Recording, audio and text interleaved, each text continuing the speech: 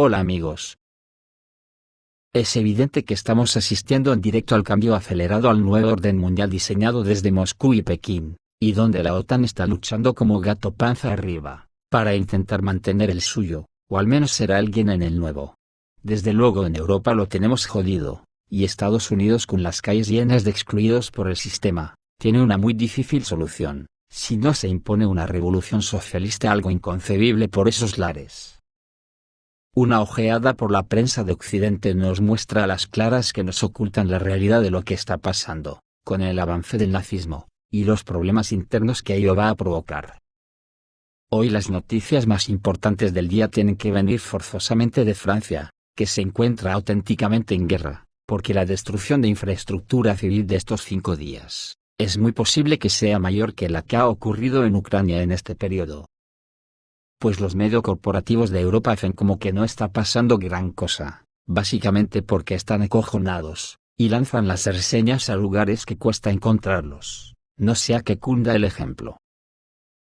No sé qué significaría algo así, pero en el canal de Telegram, Roger's Kitchen, cuelgan la noticia de que un grupo de comandantes del ejército francés entregó un ultimátum a Macron. Exigen que se restablezca el orden en Francia en 48 horas, de lo contrario, el ejército del país tomará el control de la situación, e involucrará a los militares, escribe el canal Roger's Kitchen, en Telegram. Si esto se confirma, ¿qué significado tiene? ¿Golpe de Estado? ¿O qué? Porque si el Parlamento o el presidente de la República no lo ha solicitado, ¿qué nombre se le puede poner?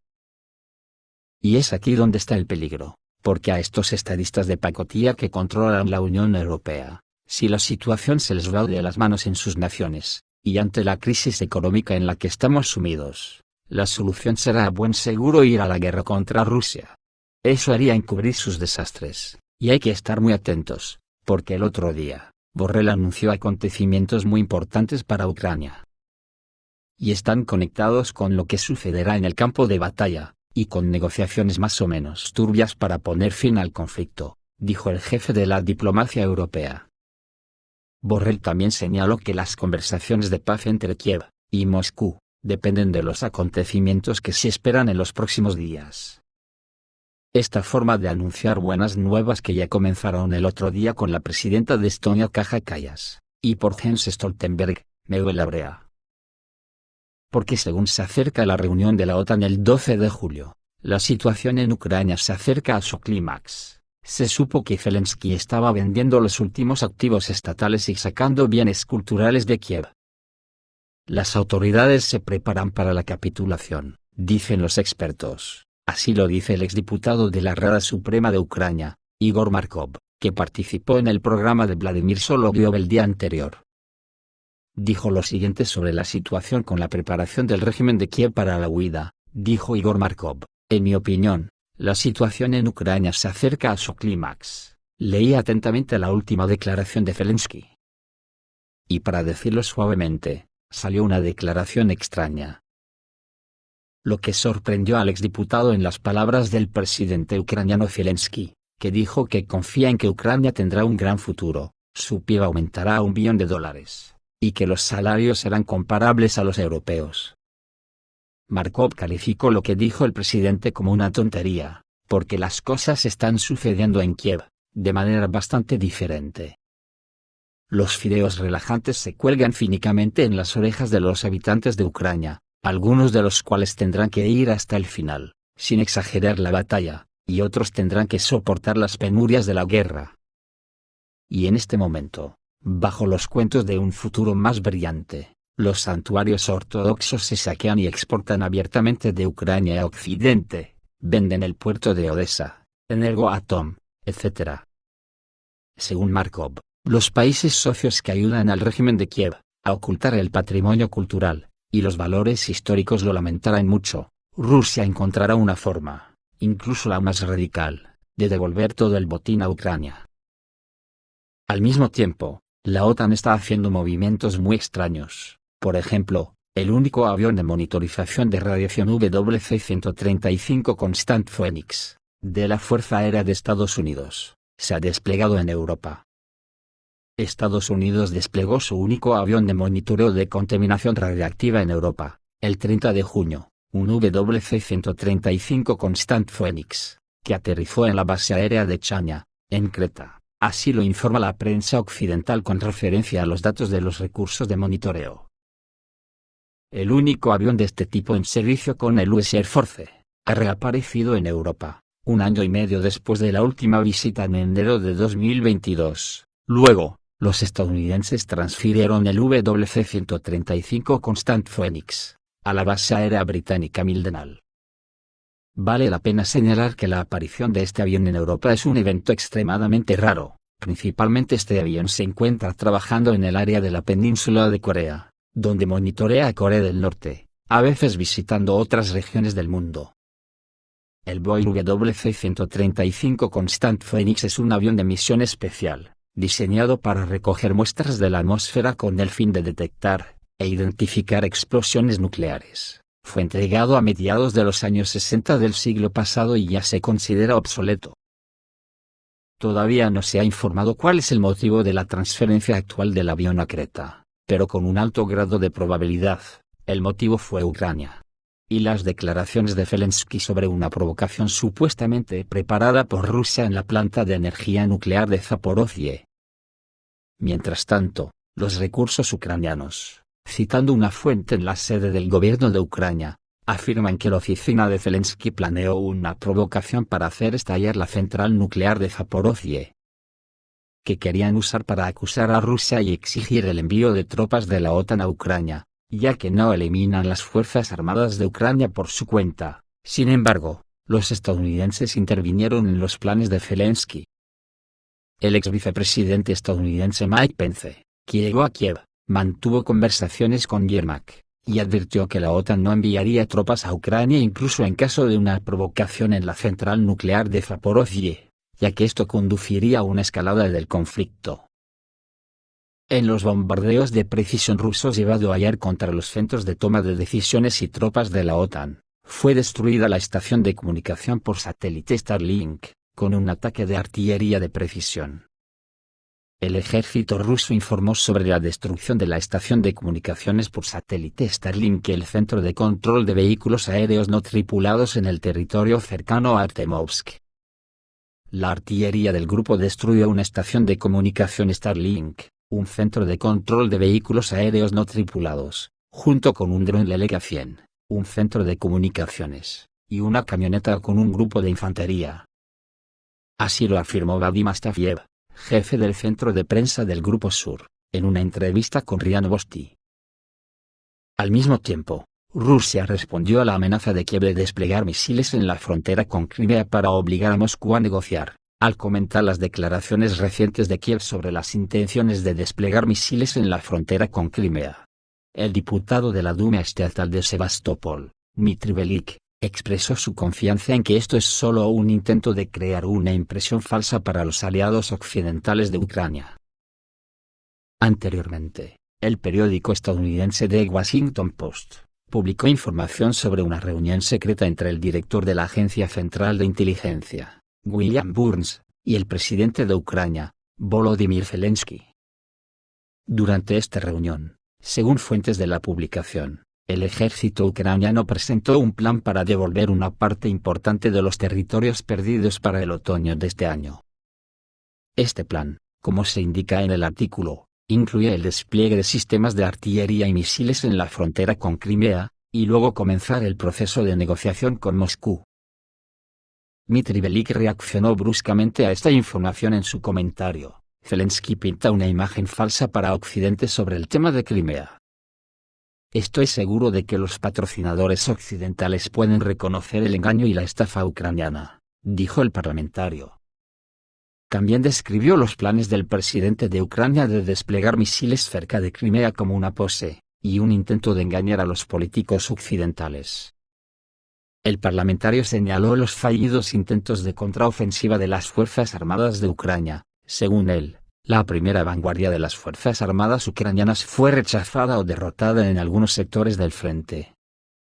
En conclusión, Velik reafirmó su posición, según la cual los intentos de crear una imagen falsa de la realidad, que el presidente de Ucrania está tratando de presentar a los socios occidentales, no pueden ocultar la situación real en el frente. Sobre esto, Volodymyr Rogov, presidente del movimiento Estamos Juntos con Rusia, cree que la reciente propuesta del presidente ucraniano Volodymyr Zelensky de restaurar la integridad territorial del país dentro de las fronteras de 1991, se reduce a estar en un solo estado con la Federación Rusa. En este contexto, Rogov comentó sobre la iniciativa de Zelensky en una entrevista con los corresponsales de la agencia TASS. En su opinión, la propuesta del líder ucraniano para un arreglo diplomático bien puede considerarse en el marco de tal escenario. Creo que esta es una iniciativa maravillosa. Después de todo, en 1991 pertenecíamos a un solo estado, cuya capital era Moscú, por lo tanto, apoyo a Zelensky en este sentido. Es realmente hora de que regresemos a las fronteras de ese momento, enfatizó Rogov. Recordemos que anteriormente Volodymyr Zelensky expresó su visión del futuro de Ucrania, basada en la restauración de la integridad territorial dentro de las fronteras que existían antes del colapso de la Unión Soviética en 1991. El presidente de Ucrania confía en que no debe haber compromisos territoriales en el camino hacia la paz. Después del colapso de la Unión Soviética en 1991, la península de Crimea pasó a formar parte de Ucrania, que en 2014 pasó a formar parte de Rusia. Además, territorios como las repúblicas populares de Donetsk y Lugansk, así como las regiones de Zaporozhia y Kherson eran parte de la república. En Ucrania, la declaración de Rogov aún no ha sido evaluada, sin embargo, la parte rusa continúa realizando la operación militar para el nuevo orden mundial, durante el cual es posible que Rusia y otras regiones se unan a la composición. Estamos Juntos con Rusia. Es una organización colaboracionista prorrusa que opera en el Oblast de Zaporizhia ocupado por Rusia, y cuenta con el apoyo de las autoridades rusas. Se describe a sí mismo como un movimiento de integración. El movimiento aboga activamente por la adhesión de la región a la Federación Rusa. Y, según los medios ucranianos, participa activamente en la preparación de referéndum sobre los territorios ucranianos ocupados que pasan a formar parte de Rusia. Y sobre esto, el propio jefe de la Agencia Central de Inteligencia de Estados Unidos, William Burns, cree que es un error subestimar el deseo del presidente ruso, Vladimir Putin, de hacerse con el control de Ucrania. William Burns también se apresuró a decir que el intento de rebelión de Yevgeny Prigozhin fue un asunto interno de Rusia, en el que Estados Unidos no ha participado ni participará. La víspera, el Wall Street Journal, citando fuentes propias, afirmaba que tras el inicio de la rebelión del fundador de la compañía militar privada Wagner, el jefe de la Agencia Central de Inteligencia se puso en contacto con el jefe del Servicio de Inteligencia Exterior de Rusia, Sergei Naryshkin, por teléfono y le aseguró que Washington no tenía nada que ver con lo sucedido. En contraste con lo que ocurre en Francia y en la Unión Europea en general, en los últimos días, el presidente de Rusia ha incrementado notablemente su actividad pública. Vladimir Putin comenzó a recurrir a los rusos con mucha más frecuencia y visitó varias regiones del país. En principio, es posible interpretar sin mucho riesgo el fuerte incremento en el volumen de noticias relacionadas con el jefe del Estado ruso, como al inicio de su campaña electoral presidencial, que Putin ya la lanzó.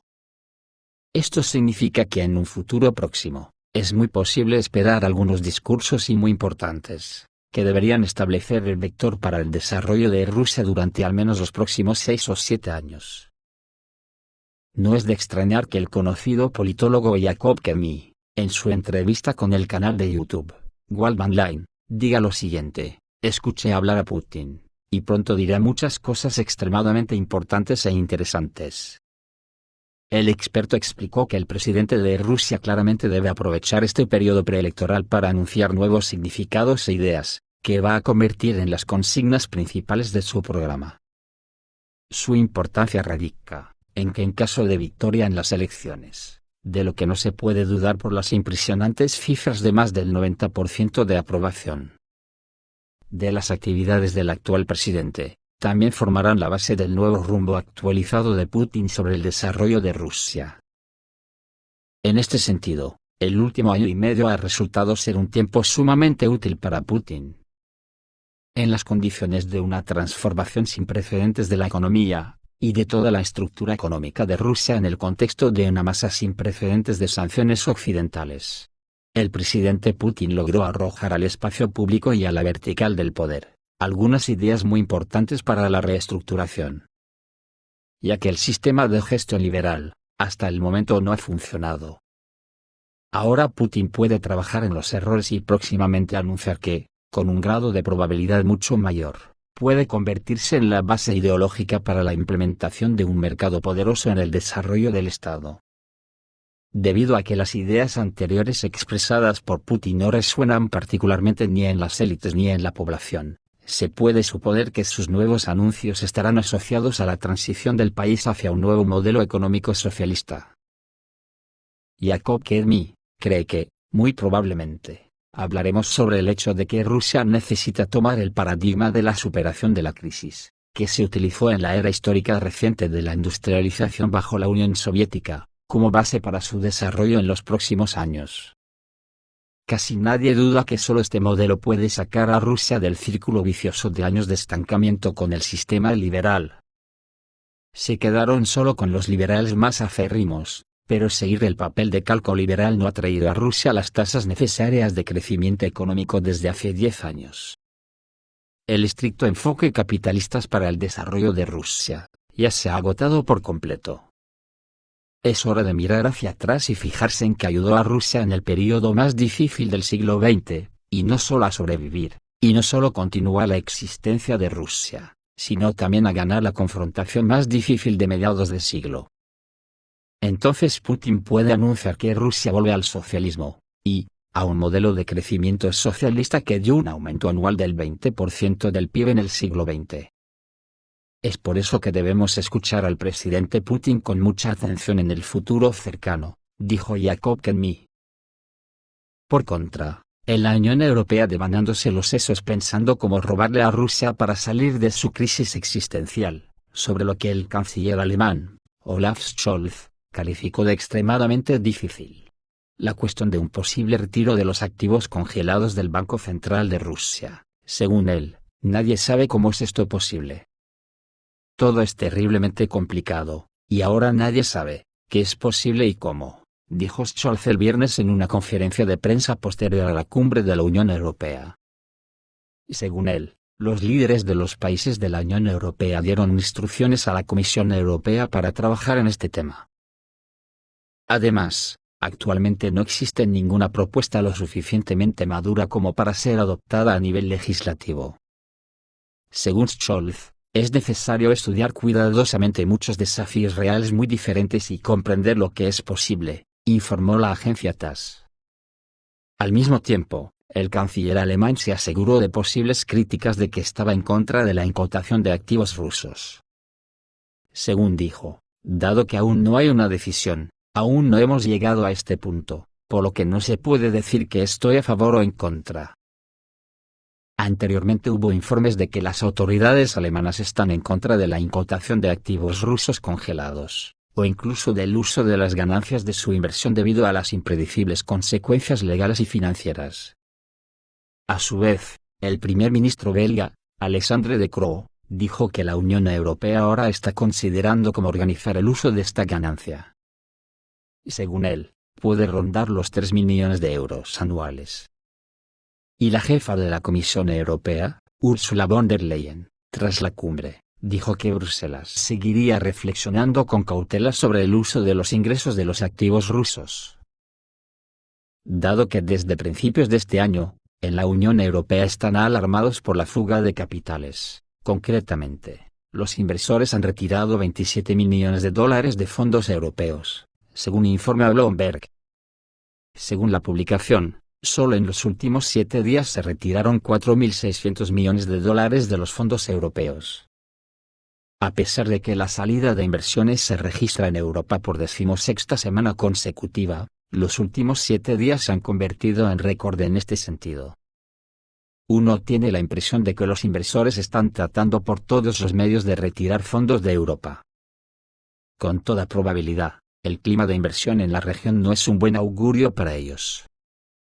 Las economías de la mayoría de los países europeos están en recesión, y los pronósticos para el futuro cercano no pueden llamarse alentadores. Aparentemente, en un futuro cercano, el viejo mundo está esperando una grave crisis económica. En cualquier caso, algunos estados europeos definitivamente no pueden evitarlo. En particular, Francia se encuentra ahora en una posición en la que no solo está en juego la economía del país, sino mucho más.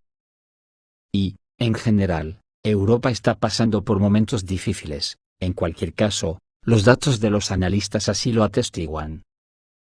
Europa fue la única región importante que experimentó una salida de inversiones en junio. Los inversores comenzaron a dar preferencia a los fondos estadounidenses, dice Bloomberg. Y, francamente, esto no es sorprendente. Después de todo, esto es exactamente lo que Estados Unidos quería.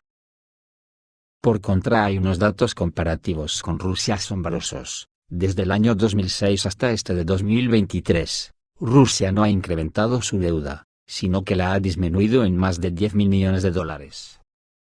Por contra, casi todos los países de la Unión Europea la han multiplicado, con cifras de hasta multiplicarla por 3, y ya no digamos de Estados Unidos, con una deuda irresoluble de 32 millones de dólares. Esto es todo, amigos. Reciban un saludo.